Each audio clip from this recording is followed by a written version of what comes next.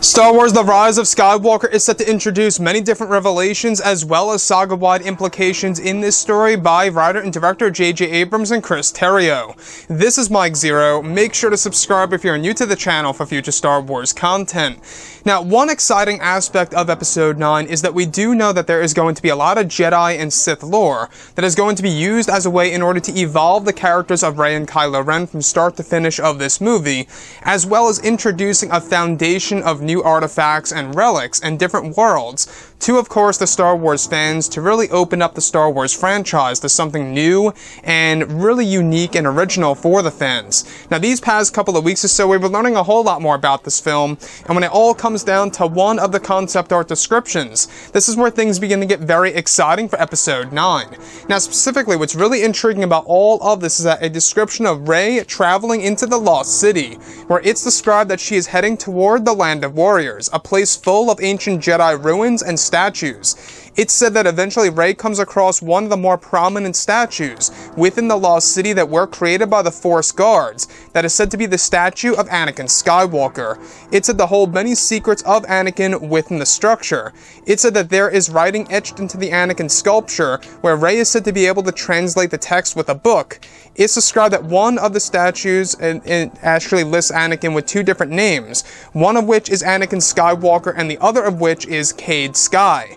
It's described that Anakin used the alias of Cade Sky during the Clone Wars, and that this alias by Anakin will be used during one of his missions in one of the episodes in the upcoming The Clone Wars Season 7.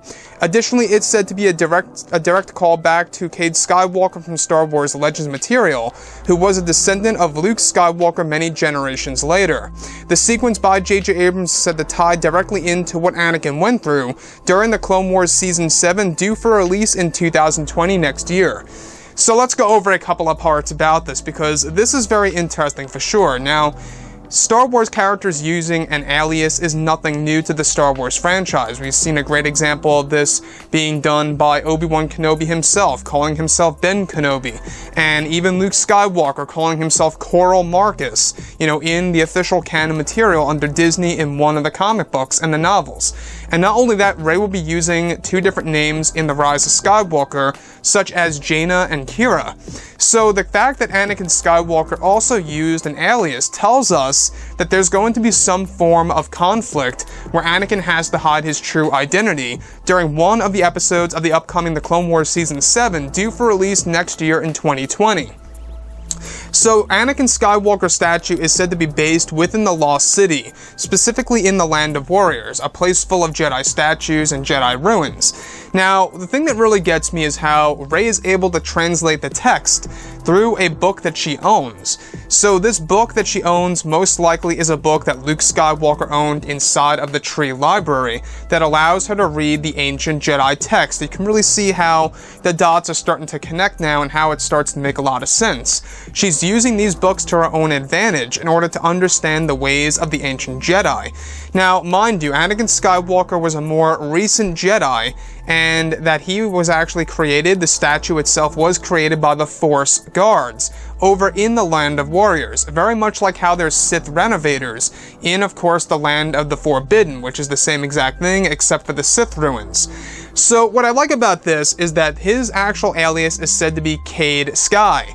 Now, this is a direct callback, without a doubt, to, of course, Cade Skywalker from Star Wars Legends in the Legacy comics many years ago, in the early 2000s, I believe it was, where Cade Skywalker was basically a descendant of Luke Skywalker, a distant family member.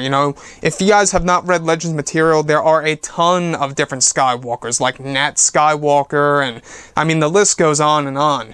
But when we look at the character of Cade Skywalker, right, if you look at him, he does somewhat resemble Anakin to a certain extent.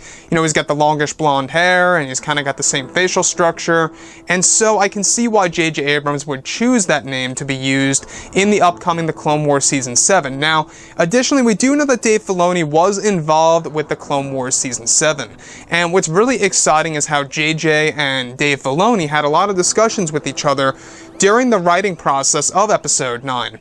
And now you can see exactly why J.J. Abrams is introducing the alias of Anakin Skywalker, calling himself Cade Sky. Now, do note that he doesn't call himself Skywalker, it's just Cade Sky.